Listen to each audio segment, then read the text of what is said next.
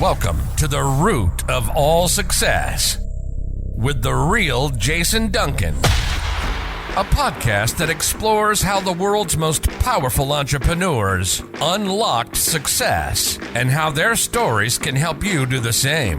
A successful educator turned entrepreneur, Jason has built multi-million-dollar businesses that have been featured in Inc. magazine and Entrepreneur magazine. His life's mission now is helping entrepreneurs live what he calls #the exit lifestyle. Introducing TEDx speaker, mastermind leader, author, entrepreneur, cigar aficionado, motorcycle enthusiast, and host of The Root of All Success, the Real Jason Duncan. The Real Jason Duncan. Welcome to a very special edition of The Root of All Success. Hello, I am the Real Jason Duncan, and I'm really glad that you're here because today is my 200th episode of The Root of All Success. And we were talking pre-show with some of the guests, and 200 of anything, as one of them said, is pretty special for me to have you as a listener be with me on this journey to go from doing this and not knowing what the heck I was doing, recording these, to where now I've got some superstars on the show today to celebrate my 200th episode. Thank you for listening. Thank you for subscribing. Thank you for being here. And without any further ado, I want to introduce our special guests. We have a guest panel of wonderful superstars from my first 200 episodes of the podcast that I'm bringing back for this wonderful show today to talk about successful failures. And every one of these people that I'm about to introduce are successful failures. They failed, but they didn't stay there. They moved past it into something greater. And we're going to use their stories and their instructions and their tips and their advice to encourage you as an entrepreneur to move through your failures into success. So please help me welcome my special guest for today. We're going to start with the introduction of Mr. Chuck Garcia. Chuck is a former Bloomberg global marketing head and industry leader in executive training. He founded Climb Leadership International. He coaches executives on leadership development, public speaking, and emotional intelligence. He has clients like Bloomberg, Bank of China, JP Morgan. So this guy's no slouch. He's a professional speaker. He teaches leadership communication at Columbia University. He was on episode number 24, recorded back in May of 2021. Chuck, welcome back to the 200th episode, man.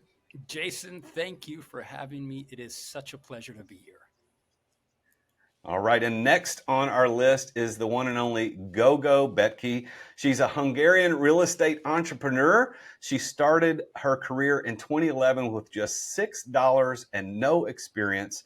She's got over 75,000 Instagram followers, and she's achieved over $5 billion in team transactions and part of the top 3% realtors in the nation. She also runs online boot camps. She started her own TV show called Gogopreneur. She joined EXP in 2018, and she's attracted over 1,200 agents worldwide. And she was episode number 141 on The Root of All Success. Gogo, welcome back to the 200th. Thank you. It's my absolute honor in this lineup. I'm glad that you're here. And then next is Dr. Amanda. Dr. Amanda Barrientos, known as the Mindset Healer and Manifestation Ninja for entrepreneurs. She's the founder of Inner Power Daily, an international best-selling author. She's a professional speaker. She's the host of a top 2% globally rated podcast called Inner Power Entrepreneur. After going from food stamps to building a six-figure business very fast, it's become her superpower to teach entrepreneurs the law of attraction strategies to reprogram their energy, their mindset, and their habits so that they can experience rapid business growth. She was episode number 102. And Amanda, welcome back to number 200. Psyched to be here, Jason. What an honor to be on the 200th episode. Thank you.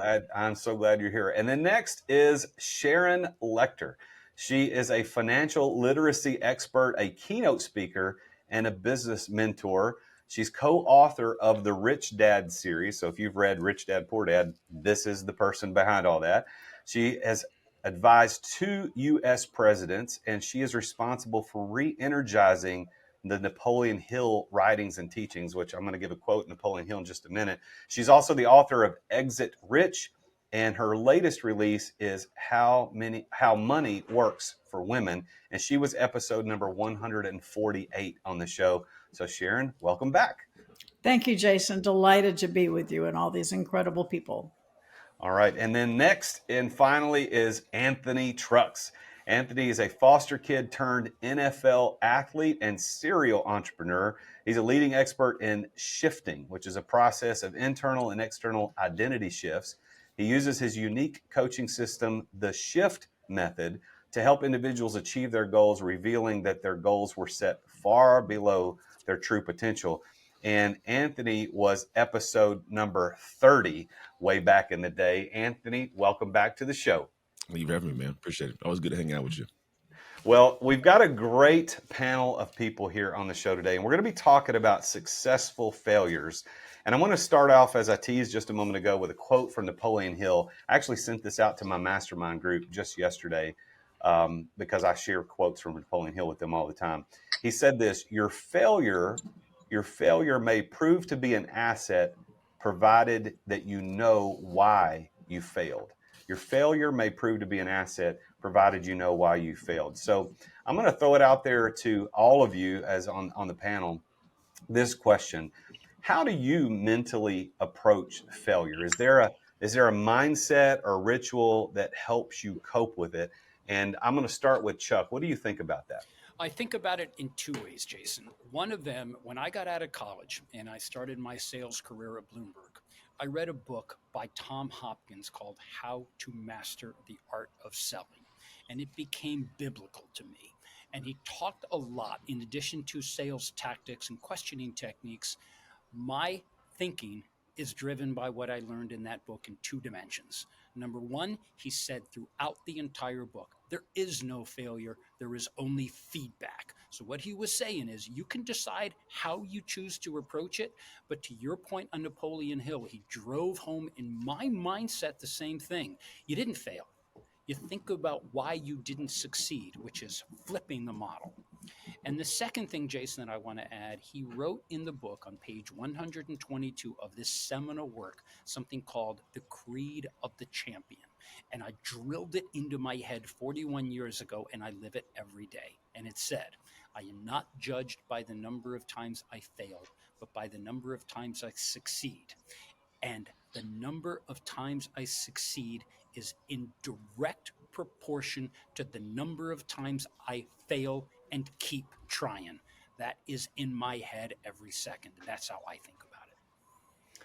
All right. I think we've heard the quote about Babe Ruth was had the home run record for years and years and years, but he also holds the strikeout record. So that there is a proportion between those two. So that mindset is very helpful. Anthony, what do you think about that? Do you have a approach to failure, a mindset?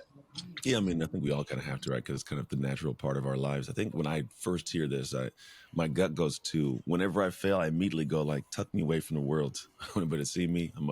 It's an embarrassment thing.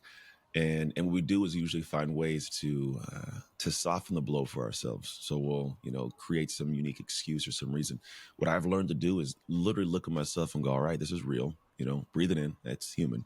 And then go, what do I have control over within it? And so that usually gives me this, first off, a poking internally, which I think is healthy for me to be able to be critical of myself without being like super condemning. But then it gives me this one kind of next move, which I heard just from a guy named Dan Nitro he was from American Gladiator back in the day. He says, action ends suffering. In those moments of failure, we're suffering with this feeling and this weight and this shame and sometimes embarrassment or like actual, we call it financial base. So you're losing something. And in that, the only thing that ends the suffering is some form of action. Is the first action, who knows, second, third, it may not be the first 20, right? But there will be an action that will end that suffering. And so for me, I immediately go to, all right, what's the next best move or next right move? Even if I don't feel like doing it, what's the next one to do? And I move into it and it helps alleviate the pain of failure in time. I love that. I'm a guy who talks about the magic is always in the action. So it's with anything. And I like that. I like that perspective, Anthony, because the magic's not just in the action when you learn something. You can read a book. I mean, most of us here are authors. We can write that book, but it's not in the reading of it, it's in the acting it out. But I love what you just said is that the magic is also in the action of moving past failure. So that's a great great tip. What about you, Gogo? Do you have any specific mindset techniques or any ideas about how you handle failure, mentally move through it? Oh yeah, failure for me, it's super simple. It's just a lesson I haven't learned yet, right? So if I'm failing at something, I always look at it. Okay, God, what am I supposed to learn from this one, right? Because the faster you learn it, and you'll never do it again. So failures are just lessons. I love it. They're all lessons. If you learn from it, it's not a failure. You move next. What You're about you, never gonna do it again. What about you, Dr. Amanda? I so agree. When I read this question, I thought, is failure an option? I don't really think I fail because I don't think of failure as failure. I think of it as learning lessons along the way. And so anytime you perceive yourself failing, ask yourself, what's the lesson? And in that way, I love the connection with the quote, failure is an asset. When you choose to look at where you think that you might have failed, how can you ask yourself what you learned from it so that next time you can do better? And it really connects you back to why you're doing what you're doing in the first place, and knowing that failure is just a stepping stone on the way to where you're going. And it's part of the process. I always think of growth as a spiral growth curve. And so that failure piece might be at the bottom of the growth curve, but it's going to excel you to the next evolution of your growth. Yeah, that very, very important perspective there. What about you, Sharon? Well, Napoleon Hill also said, out of every failure, every adversity comes a seed of an equal or greater benefit. And so I tell people, it's really important, particularly women. We tend to have a failure define us. We carry our failures along with us. And so I said, a failure is an occurrence, not a definition. So it happens, you say, okay, what's the lesson and what's the benefit? And if you wait a few months and you look back, you usually can figure out why it happened. And life happens for you, not to you. And every failure, if we learn from it, is a stepping stone to the next success. Yeah, I'm glad you brought that quote up, and it doesn't surprise me that it was you that brought that quote up, but that is one of my favorite Napoleon Hill quotes.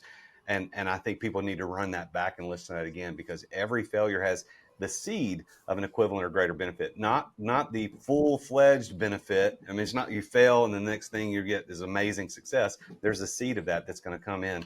Now, speaking of failure, we have a sixth guest on the show today, Rene Rodriguez, who was he had a failure of getting into the show, and he's now coming into the studio. So let's make sure he's here. Rene, are you with us, my man? Can you hear us? Are you there? Rene, are you with us? We can see you, Rene. Are you there? I'm here. Can you hear me? Yes, we can hear you.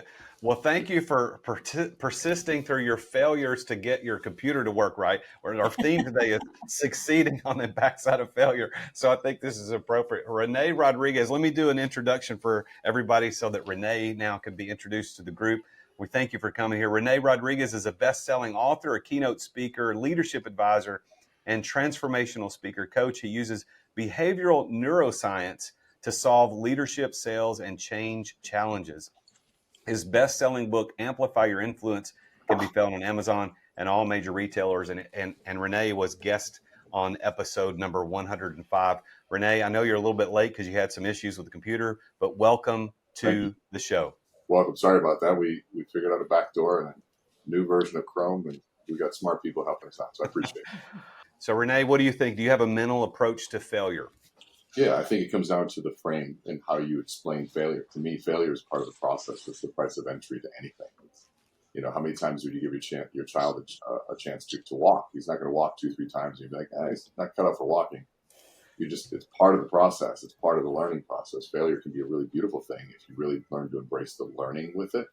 We've just become so scared of not wanting to fail that it just becomes debilitating. So I think when you realize that awkwardness is a requirement for growth, failure is a requirement for growth, you just look at it as part of the process. Love it. And the mindset about failure really is what it is, right? I mean, if you focus on, and this is a theme of all of our answers, if we focus on the failure itself, we focus on the negativity, and we stay and we live in that, we can't move past that to become successful. So now the question becomes more personal for all the guests. And I'm not going to go in order. I'm not going to call on you. I'm just going to let you, whoever wants to go first, go first. You can ask each other questions, but I want you to really bare your soul for a moment. You don't have to go too deep, but what was your most challenging failure that you had to recover from? And then what did you learn from it? What was your most challenging failure that you had to recover from? And what did you learn from it? Who would like to tackle that question first? Sharon? Well, I'll go because I talk about a failure giving the seed of an equal or greater benefit. My very first endeavor after I left public accounting in the world of entrepreneurship, I went with a client to buy a company out of bankruptcy. And within a couple of weeks of being there, I found all kinds of corruption. So I was a newly minted CPA, scared to death I was going to lose my license. So I went away for a little bit, came back, and I knew I had to leave in order to save myself. Wasn't sure what the next chapter was, but they were in the midst of a bunch of litigation because of the bankruptcy. And they had a young lawyer come in my office. He was in my desk, going through my desk drawers on discovery of the lawsuit, and his name was Michael Lecter. So we just celebrated 43 years of marriage. So it's proof positive. Out of every adversity comes the seed of an equal or greater benefit. My worst business decision gave me my best life decision. Oh, that's awesome. Yeah. Found your husband in the middle of that. That's great. Anybody else want to comment or answer that question? I'll go. Yeah, Amanda? It's interesting for me. It's relationships. I struggled so much with relationships. The reason I started being an entrepreneur was because I had left my 15-year marriage having an affair. My next relationship wasn't working. So there's this huge moment where in that next relationship, I found out that he was having an affair, and we had just rented this huge house and we had all these expenses. And it was a really big breakdown moment where I thought, oh my God, am I going to make it as an entrepreneur? And he really told me straight out, I don't know if I want to be with you because you are too high of an achiever and you're not very feminine because you're such a high achiever. And so it really caused a lot of money blocks for me and thinking like, wow, if I'm a powerful woman in the world making a lot of money, how am I going to be perceived in relationships? And so in this huge relationship fallout, I went back to a lot of relationship work, and now I'm super happily married to my best friend. We work together. And so, in that relationship failure and then striving in my business and deciding to own my power instead of letting that knock me down, I've become a leader of now my company with my husband working for me after he left his C-suite job. Nice. Very good. All right. Anybody else want to bare their soul on a bad failure? Gogo? Well, kind of two lessons I learned from this. When I started a company, because it sounded like a good idea, we can easily make money with it, right? Few months in, I realized it requires a lot of my time, and we weren't making as much money to equal just my time alone. We were profitable, don't get me wrong, but my hourly rate is much higher than what we were making, right? And so I learned that lesson from it is that you need to calculate what your time is worth before you go into. Not every good idea is a great idea. So I just decided flat out just to close down the company, and we closed out the books of business and stuff. So the second lesson I learned from that one is that I should have sold the company, because just because it's not worth it for me in my hourly rate, we were very profitable. It would have worth it for somebody else. But instead I was like, I'm done. I just closed it down. So I learned two lessons from it. Number one, figure out your hourly rate before you head into something. And number two, sell it when it's profitable. Don't just close it down. Good. That's good advice. What about you, Chuck? You said you had something to share. Let's take a quick break to thank our amazing sponsors for making this podcast possible.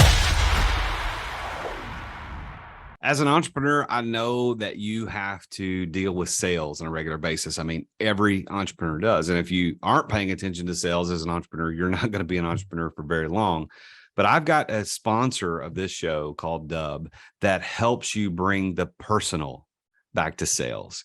If you want to figure out how to improve content creation, improve client trust, improve your sales process, decrease the sales cycle, because we all know time kills deals. If you want to increase client bookings and increase conversions, you need to take a look at Dub. There's a special offer for Dub for listeners to The Root of All Success at therealjasonduncan.com/Dub. And that's DUBB. What Dub does, I've been using this for years. I'm a huge fan, and I'm so honored that they're our primary sponsor of the podcast. But they have helped over 60,000 businesses around the world communicate better, to make sales easier, to make sales more personal. And Dub is built for growing teams. I mean, you can set up video emails, you can set up custom onboarding, you can do admin reporting, anything you need around video and sales and automation. Dub is there. You can try Dub now. Your conversions to sales are waiting. All you got to do is go to therealjasonduncan.com/dub. And there you're going to get 2 weeks for free to try Dub. Plus, you're going to get 50% off your first 2 months of Dub. You can't beat that. So go check it out. Go to therealjasonduncan.com/dub. Thanks for listening to our sponsors. Now, back to the show. I do, and I want to go back to an episode that was the most embarrassing moment in my career and also became the best teacher. And what the failure, Jason, is failure to live up to my own leadership and behavioral expectations. So it was one day, my 5th year in my career at Bloomberg. I was ascending in this wonderful organization. I had a lot of people that on paper I led. And one day, a substandard employee that I expected that needed to give me something that I was going to hand to my CEO named Mike Bloomberg handed me a piece of crap. My temperament got the best of me, and in front of 100 people, instead of staying calm and giving him positive feedback, I lost my temper in ways that were unimaginable. I felt at the time when I had lost and I was emotionally hijacked that the entire world was shining a spotlight on me. I was never more embarrassed for the way that I behaved. He did not deserve the wrath that I just laid on him. And for the next day, I went home thinking, oh my God, I am never going to, my reputation has just been shattered. It wasn't. I recovered from it. But Jason, what it taught me, I went home on the train that day, on the commuter train, and I said, I need to improve. And I need to figure out, how do I stay calm under the weight of pressure and expectations? From there, I totally got into a subject matter called emotional intelligence. I figured out what it was. I learned how to measure it. I now teach it at Columbia, and I'm about to publish my second book on February 6th called The Moment That Defines Your Life, which combines the elements of Stoicism from the great Roman Emperor Marcus Aurelius and the social science of emotional intelligence, specifically, Jason, going back to that episode that was my most colossal failure and the best teacher I ever had. Wow, that's a great story. I appreciate you sharing that. I think all of us have had those moments where we just lost it. And I don't know if there's a lot of benefit that comes out of when we lose it, except when we are more contemplative about it. Go, you know what? I probably shouldn't have been like that. And I'm going to write a book about this. I'm going to learn about it. Anybody else want to chime in on your greatest failure and what you learned from it, how you recovered from it? I mean, I don't know if it's sure, if you want to. go. All right. How about we'll go Anthony first, and then we'll hit Renee. Anthony, you got it. I don't know if I have a definitive. Mine's probably going to float in the same realm of Dr. Amanda. It's I think that all the failures we have, it's in my opinion, it's an inevitability. You're going to fail at something in a professional manner. You're going to shoot for that thing, and it's honestly all parts of life. But I look at the greatest failures of mine are the ones that hit me the most emotionally. And so for me, I had high school sweetheart, had kids in college, and then which I don't recommend, by the way. And then after that, I had a couple more kids when I was playing in the NFL. After that, then I had this whole life fall apart. Marriage fell apart. My wife had an affair. And so this whole thing of life, my marriage, my family, all got ripped away from me. And I think for me at that moment in time, it was always her fault. It was always everybody else's fault. It was never my thing. And while I don't know if I would call it in the moment my failure, when I got farther down in life, I realized I had a big failure, because while I wasn't responsible for the choice she made, I was responsible for being in the marriage that brought us to that point where she thought she had to make a choice in the first place. I had these newborn twins and a 4-year-old. She was at home with them every day from 6 a.m. to 10 p.m. I was going to build my career and do my thing. And the marriage fell apart. And so from that, I had 3 years of just being a hiatus, trying to figure out why is it all hurting?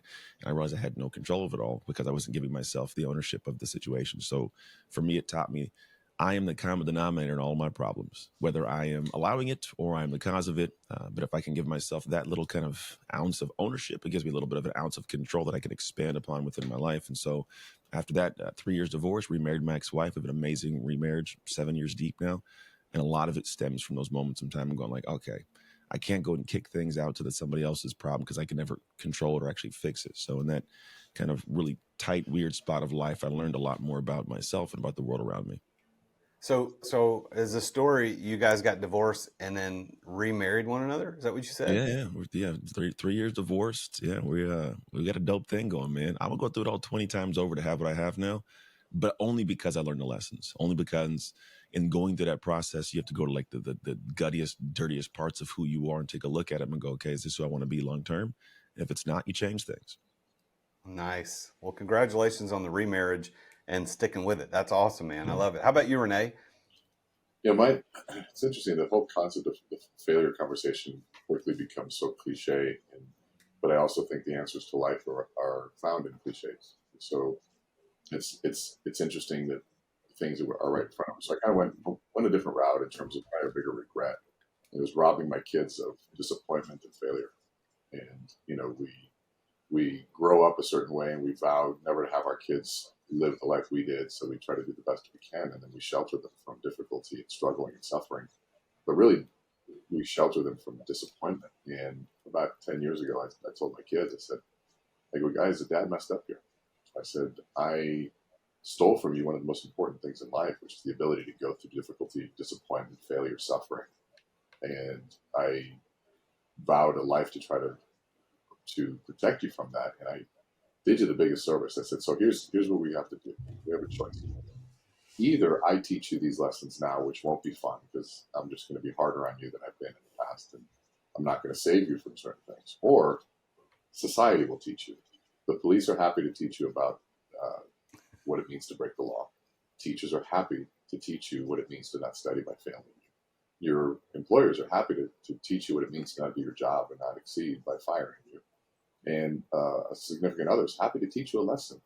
If you're just not nice and you're not good and you're not a strong man. And so the society will teach you, but they won't be nearly as nice as me. And so we have to decide to either have the world teach you, or we're going to have to manufacture some struggle for you on that. And it's been a 10-year sort of journey through it. Now, I think we've done pretty well, but man, that as a parent, I think we've messed up big time on that. Well, I think all of us who are parents, we've certainly encountered similar realizations where we create a criminal exchange with our kids. We give them, and don't expect anything back. So I think that's a good story. I want to ask this next question. It's about distinguishing between when you fail, how do you distinguish between that failure as simply a learning opportunity versus one that requires a complete pivot? Like there's something you got to pivot away from because that failure taught you that. And I'm going to let Sharon go first because I know she has a TV show she's got to go do here in a little bit. So she's going to be dropping off the call. But Sharon, how do you distinguish between, hey, this was just a learning opportunity where I failed versus crap, I got to make a big shift. Something needs to change. I think sometimes you actually need to have some help in determining that, because I share high emotion is low intelligence. So when you're in the midst of a failure, you're highly emotional, so you may not make the right decisions. Yes, every failure is a learning opportunity. The learning opportunity may be, I'm on the wrong path. So you have to start with what your actual mission is. Truly, what is your passion? What is it you're trying to accomplish? And have that failure may be assigned to you that you've lost your direction on your mission and you need to redirect.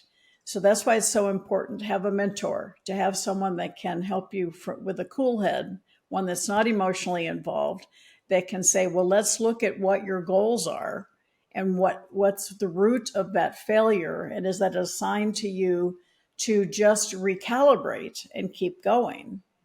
Or is it assigned to you that your mission has separated from what you've been doing, and that failure is assigned to you that you need to get back on track? So you need to stop what you're doing and redefine what your goal is.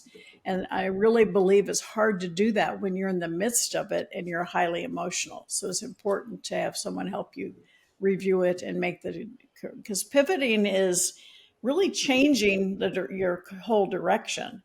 But if your end goal is the same, it's not, you just need to recalibrate because you still want to go to the same place. You've just gone off course. You just need to get back on course. Yeah, and I think that's a good point, because pivoting doesn't mean changing the vision. Your vision may be good. Your vision may be right. It's the strategy that sucked. But sometimes that failure is just a quick tweak, and other times it's a pivot in the strategy. And I like what you said, that we got to get to the root of why we failed. And this show is called The Root of All Success. Maybe this episode is the root of all failure, so thank you for that. That was a good play on words. What about anybody else? I mean, how do you distinguish between a setback that's a learning opportunity versus a setback that is, oh crap, I got to change everything? I'd love to piggyback off of what Sharon said, because as a law of attraction expert, I always go to my feelings as a guide. And so I think it's important to differentiate emotion, high emotion like reactivity versus responsivity. And when you're in a responsive mode, you are checking in with yourself every day and you're questioning, is what I'm doing working or is it not working? And so you know to strategically pivot at the right time based on how you chronically feel over time. So if you have a lot of fear and doubt and stress every day going on and something keeps coming in and you go, hey, something's out of alignment. I need to pivot. I choose to pivot, right? Because you are paving your future success based on how you feel in the now. And that's your magnetic force.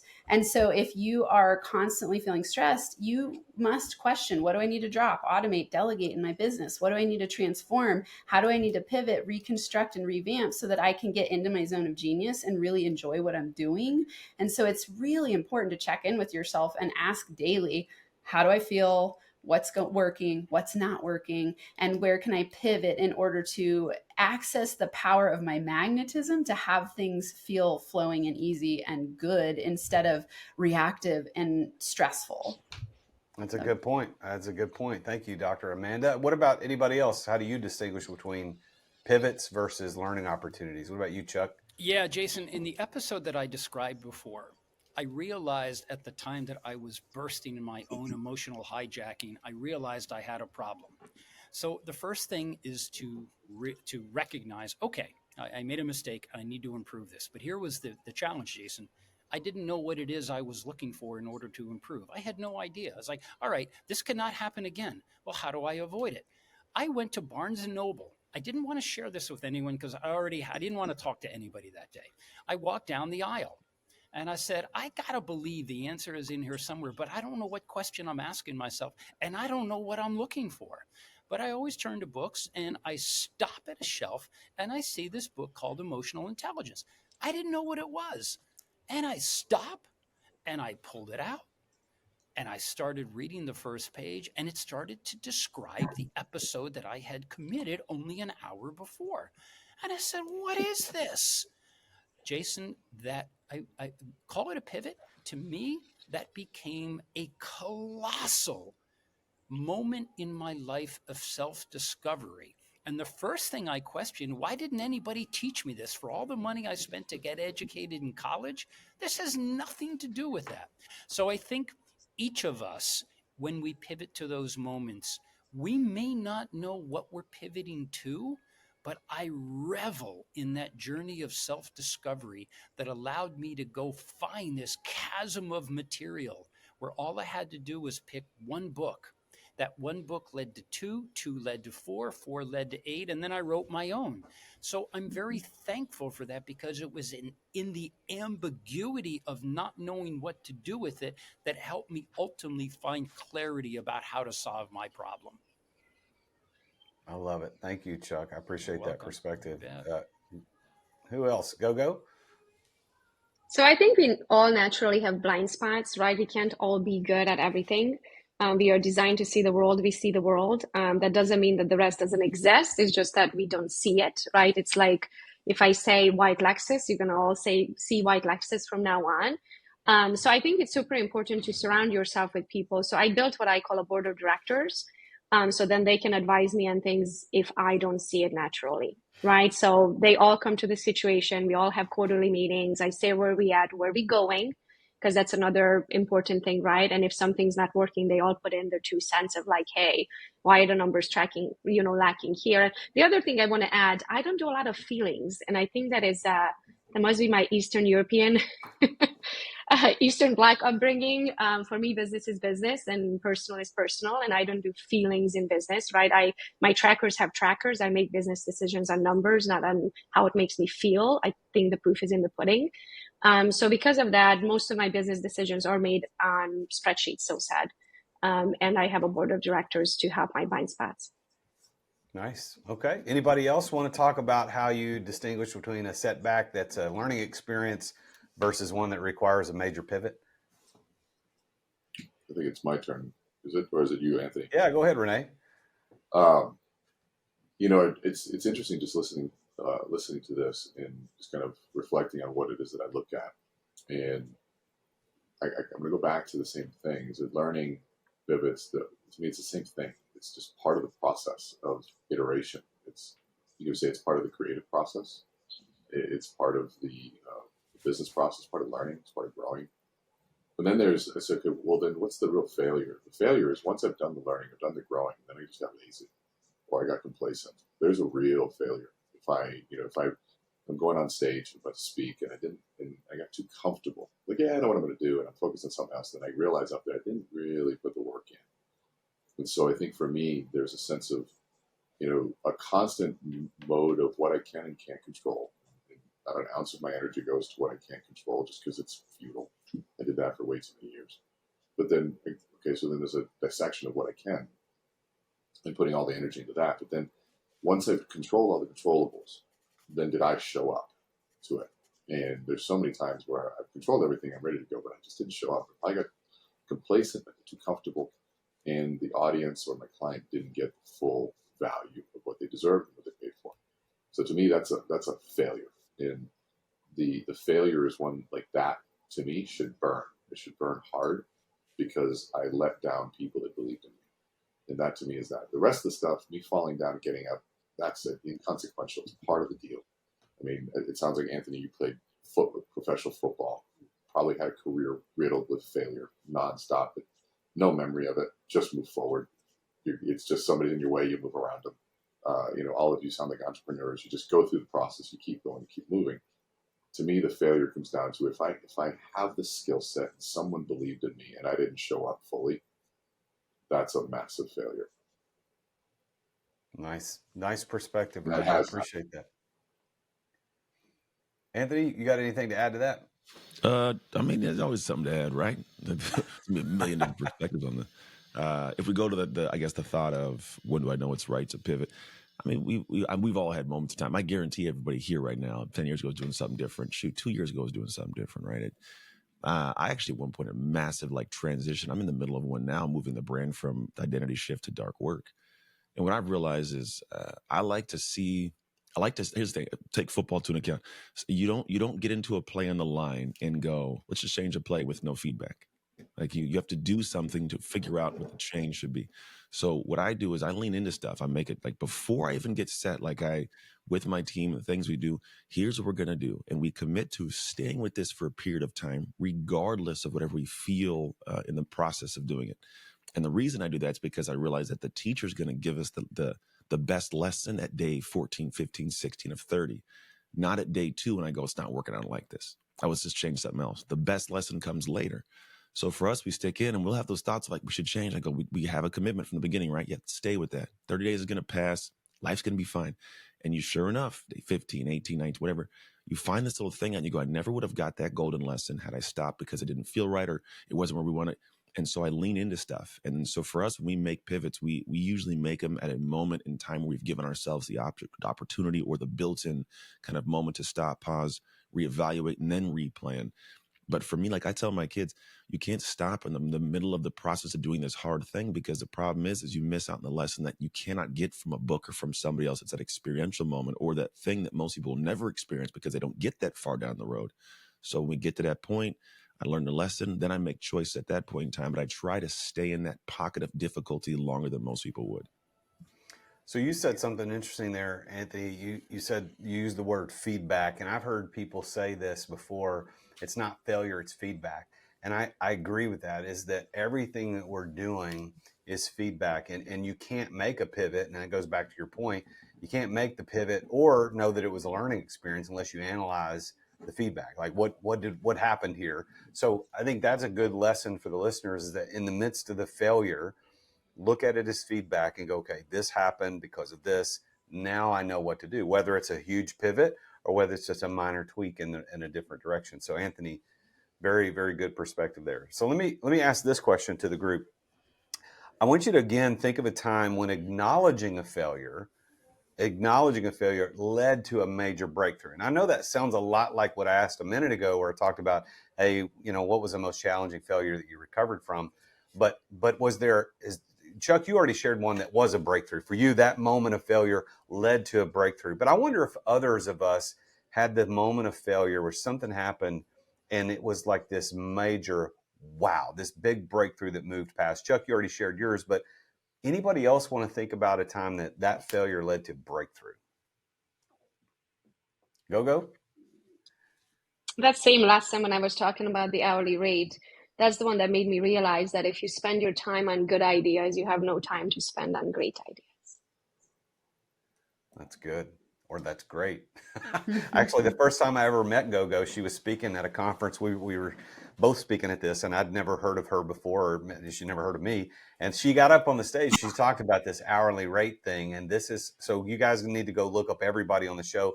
By the way, everybody's contact information is going to be listed in the show notes. So make sure you go follow all these people on their socials, send them an email, go check them out, because you want to go watch specifically what we're talking about with Gogo's talk on this hourly rate thing. This is good, because when you pay attention to good, you're missing out on what's great. Anybody else have a failure that led to a major breakthrough of some kind? I would say every failure leads to a major breakthrough if you take the time to see it.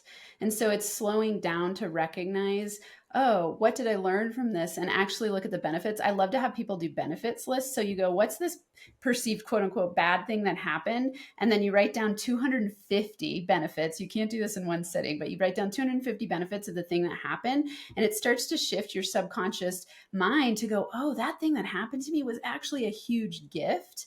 And now you can propel yourself forward. And so, for me, whenever I have a perceived failure, I look at it exactly like we're talking about here. Wow, this is propelling me to the next level. It's feedback for me to improve myself. But the only way that you see that is if you take the time to look at it from that perspective, instead of getting stuck in victim mindedness and thinking the world's against you and you've done something wrong. Instead, you go, hey, the world is on my side, supporting me in my growth. And because I'm so clear that I'm going here, this downturn was necessary for me to evolve to the next level of myself in life, relationship, money, business, anything. And so when you slow down and go, what were the benefits? What were the benefits? What did I gain from this? What did I learn from this? You start to have a really powerful brain shift. And that's when you really get to take it to the next level from having a breakthrough from the failure. It really is all about perspective, isn't it? I think all of us would agree that this whole conversation about success and failure is perspective. It's like watching a movie. If you've watched a movie, we watched The Village last night. Last night, we're recording this on November 1st. So last night was Halloween. My wife and I, we don't kind of do the Halloween thing, but we normally just watch a movie. Well, last night we watched The Village from 2004, M. Night Shyamalan. Well, I don't want to give it away, obviously, because if you haven't watched it, you should go watch it. It's really one of the top 5 or 10 movies I've ever seen. But if you watch it for the second time, you're not worried about who's the villain, who's not, because you know how it ends. But when the first time you watch it through, in the middle, you think, ooh, that person's the villain, or this person's the good guy, or that one. It's perspective. So in our lives, we are in the middle of the movie. We can't see. So when we fail, that doesn't make us a failure. When we fail, it doesn't mean that's the end. There's more to come. The movie still hasn't finished. It's all about perspective. So if God were looking down at our lives as he is, and he looks at us and we screwed up, we yelled at somebody, we made a bad financial decision, we're in the middle of the failure, he's not going, you stupid idiot, you failure. No, because he knows how it ends. He knows it's going to be all right in the end as long as we push through. Which leads me to a question I want to ask everybody. I want everybody to chime in on this. What piece of advice would you give to entrepreneurs listening to the show who are struggling with failure and are considering throwing in the towel? What's your piece of advice? So we'll go around. I'll start with Renee, and then I'll call on you to kind of go around. So Renee, what's your piece of advice to entrepreneurs who are struggling with failure and are considering throwing in the towel? This is the choice of which side of Renee do you want on this one. There's the public. We can say something nice, keep going, and there's another side to say, then you should probably quit because you're not going to be cut out for it. I mean, there's two sides to this reality of the fact that failure and suffering are going to be part of this. And by the way, failure and suffering are part of every single aspect of life. And until you reframe what suffering really means, you suffer in the gym so that you be better. I'm going back to our professional athlete here. He suffered his whole career for, just a few plays on the field. If you look at all of that, Dr. Amanda suffered in the schoolroom, in the classroom, so that you can get that sort of credibility so that people will listen and that you'll have the knowledge to share. And the more I learn about the rest of you here, there's a beautiful side of suffering to it. And if there's anything to it, now turning, now, if I wanted to be a professional athlete right now at 48 years old and I kept going, that's just stupid, right? So I probably should throw in the towel and do something else. So as long as it's realistic in what you're going after, I'm 30 years into this thing, and most people have just seen the last 4. They haven't seen the previous 30. But it was all suffering. But man, at the time I was growing, I was learning, I was doing what I loved, and falling up, getting down. And when we realize that this is a beautiful part of it, and that most of life is a suffering piece, and the dopamine that we want, is really in the pursuit of something. Once that vision is out there, dopamine is that little cheerleader that says you got this. It's the anticipation of reward. And if you're feeling like giving up, there's a lot of science on that moment that we give up. What happens is we get depleted of that dopamine. We're out of it. And somebody comes along and says, you got this. They can refill that for just a moment. But there's also the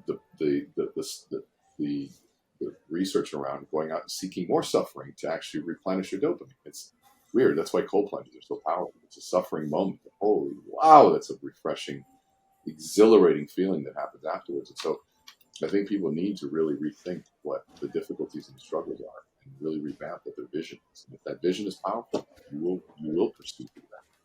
And don't be afraid to struggle. Don't be afraid to do that. I'll leave you with this: is to look up this concept called amor fati. Amor meaning love, fati means fate, and it's the realization that in the acceptance of life as it is, not as you wish it would have been. And when you do that, you can actually fall in love with your story. You fall in love with the beautiful side of you, and all more importantly, fall in love with the tragedies. And when you can make peace with the tragedy, now you've actually made sense of the difficulties in life, and then you realize that you went through whatever suffering that was. You went through that so that you can tell the story, and then you realize that the contrast of the suffering makes the joy even better. And so if you're thinking about giving up, you need to question, how big is your vision? How big is the why? What are you going after? And is that a pattern in your life? If that's a pattern in your life, then it's not about the struggle. It's about your pattern. You better go back and fix that. You better find somebody that can coach you through how to make new habits in your life, and maybe a new reframe in terms of how you look at it. But if it's not a pattern, then if there's a logical side to it, then it might make logical sense. But maybe that's when you use the word you used before, which is pivot, instead of completely giving up. But at the end, as Jim Rohn said, in life, you're going to pay one of two prices. You're going to pay the price of discipline, which is now, or pay the price of regret. And the price of discipline weighs ounces in comparison to the price of regret, which weighs tons. You can't get away from it. Love it. All right, Dr. Amanda, what about you? What's your piece of advice for entrepreneurs struggling with failure who are considering throwing in the towel? I was hoping you'd call me next because I really had a lot to say. This is a great question. And I want to incorporate why I think it's so important here with what Renee was saying to focus on choice. Your life is a choice. Your failures, your successes are a choice. How you perceive them is a choice. And it's all going to be connected back to your vision and what you're choosing to create in your reality. Your outer world's a reflection of your inner world. If you don't like what you're getting outside, change what's within. Choice. Don't be a victim to your reality. So if you're feeling like throwing in the towel, pivot. Do something that makes you feel good. Ask for resources, join a community, do whatever it takes. But the only reason that you're going to actually do that is if you are very powerfully connected to the belief and the why and the vision. And so whenever you're in action, action is evidence of belief. So if you feel like throwing in the towel, it's because you don't have belief that it's possible to succeed. So change your belief. Start hanging out with people who are higher vibe, hang out with successful people in whatever it is that you're pursuing, and model after them. Success leaves clues. This is why I think it's so important to get really clear on your why, your vision, your purpose, and choose every day not to be a victim, but instead be a victor, and decide and commit and take strategic action. When you do that every day and you recommit to your why and you recommit to your inner power and you recommit to your goals, you will automatically want to take action. And yes, you're going to have some down days where you feel like throwing in the towel, but let it be a moment in time and not an overarching theme of how you conduct yourself. Decide and keep going. I really think in this place, community is very important, especially for entrepreneur types who can feel very lone wolf sometimes. And so seek out community and seek out other people who are powerful, growth minded, going in the direction that you choose to go, so that when you do have those downturn moments, you can reach out to someone and say, hey, let's win together. So create those win-win relationships and reconnect to your vision powerfully. And then you will automatically want to take inspired action every single day. Beautiful. How about you, Gogo? What advice do you give? I wrote down 5 things. Again, I'm going to fly through it. Muhammad Ali, they asked him, how many sit-ups does he do? He said, I don't start counting until it hurts. The other thing is, if you want to do what's easy, life's going to be hard. If you want to do what's hard, life's going to be easy.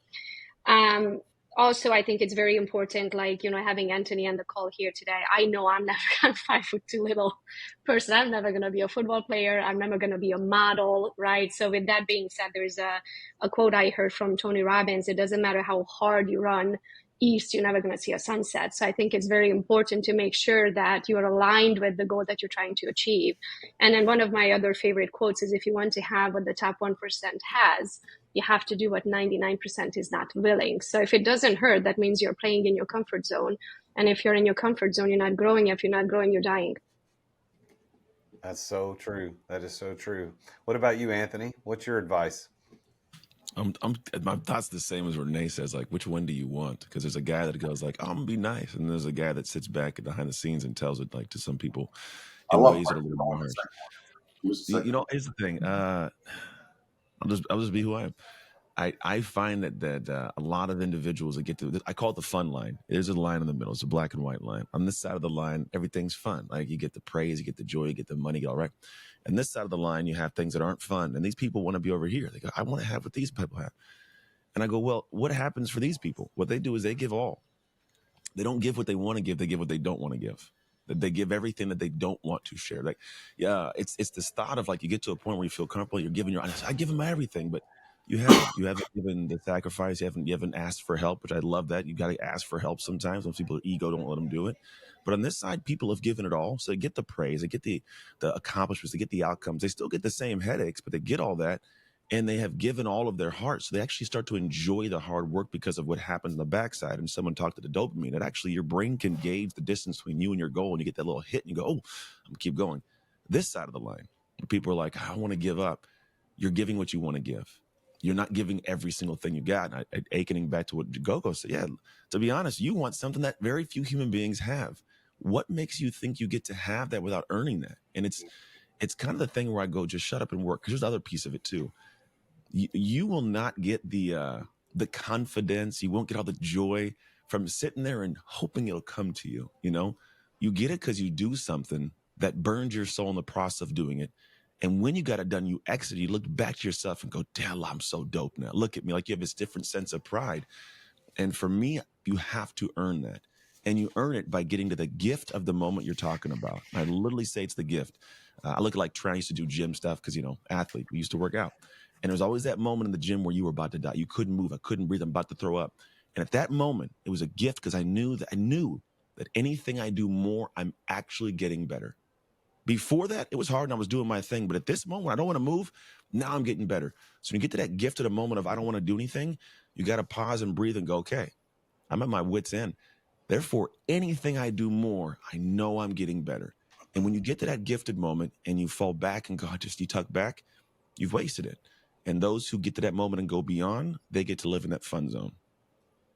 I love that, man. That's good. How about you, Chuck? What about your advice for those that are considering throwing in the towel? Well, let me state my own observations of 9 years of coaching. What a great entrepreneur does is 3 things. They inspire, they persuade, and they provoke change. Because what they're really doing, in spite of the fact that they think they're building a company, they're building a cause. And what you know about any cause is you can't do it alone. And in order to build that cause, you got to do it with other people. My advice to entrepreneurs, did he pause any all of of them, I'm when like, they are failing, hanging on they his just screen. keep working Cliffhanger, harder. Chuck. Hey, Chuck, you broke up there for a minute. Can you start at the top because you left us on an awesome cliffhanger there? So go again. I'll start from what a good entrepreneurs do is 3 things. Yeah. They inspire others, they persuade them to do something, and they provoke change. And if you think about what you do when you provoke change, Don't think about it as you're building a company. What you are building is a cause. Think Martin Luther King. And when you build a cause, in order to do that, you know you need to get other people on board. But Jason, what I see with entrepreneurs that are failing, they keep talking about how hard they're working. Instead of 10 hours a day, I'll work 14 hours a day doing the very same things that didn't succeed when I was doing it at 10. So, what do you do in the space between the 10 and the 14? My advice to them, figure out a way to change your behavior, which is contrary to what you did before. And here's what I'm saying. Most entrepreneurs, to my opinion, are too focused on the app, the technique, the technical competence, whatever it is they are building, and not enough on getting buy-in to build your cause. How do you do that?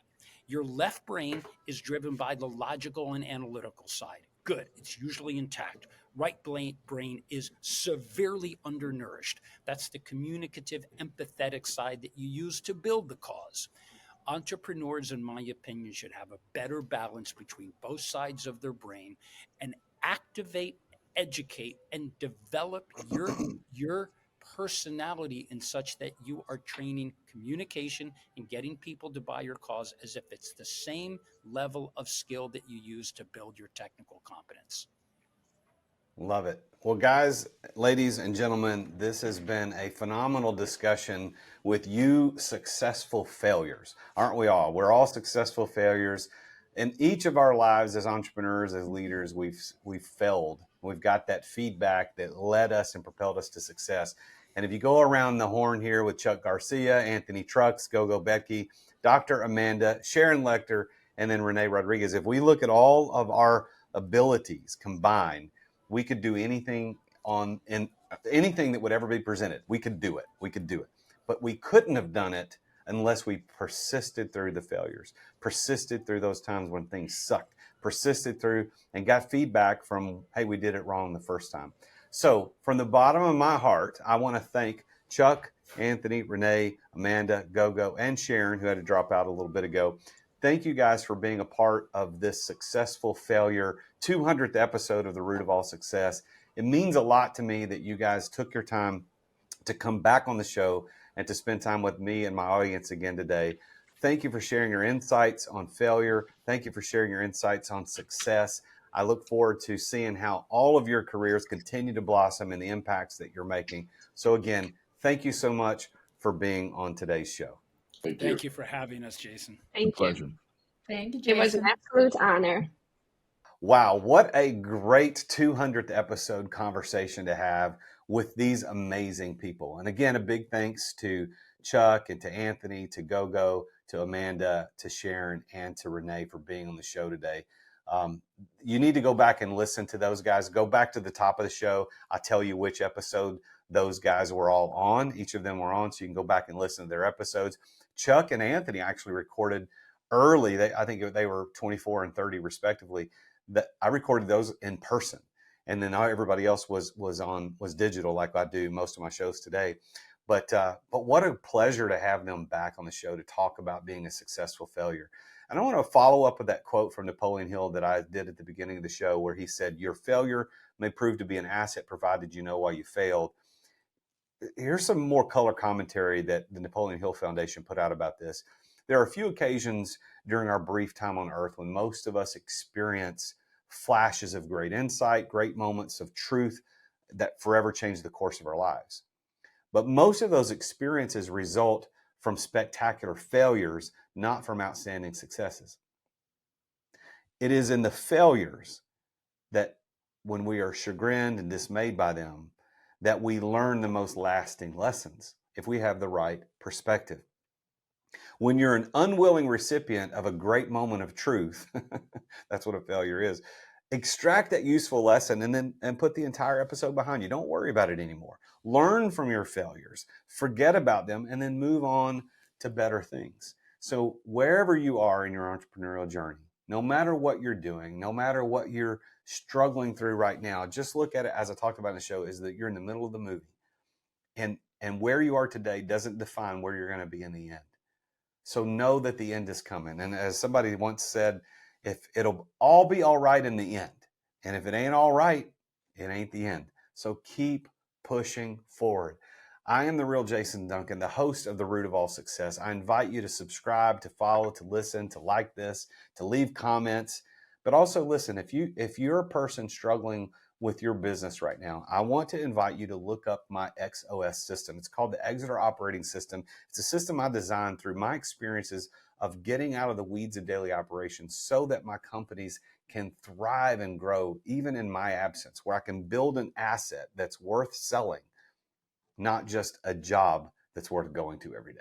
And if that's something you're interested in, you can book a free call with me by going to my website, therealjasonduncan.com, scrolling to the bottom of that site and just clicking on book a call. And that's it. That's that easy. You can book a call. We could talk about your biggest struggles and how I might be able to help coach you through that. Not everybody qualifies for that call, but just go see if you are qualified and get on that. And make sure you tune in again next time when I bring on a successful entrepreneur to talk about his or her journey to success.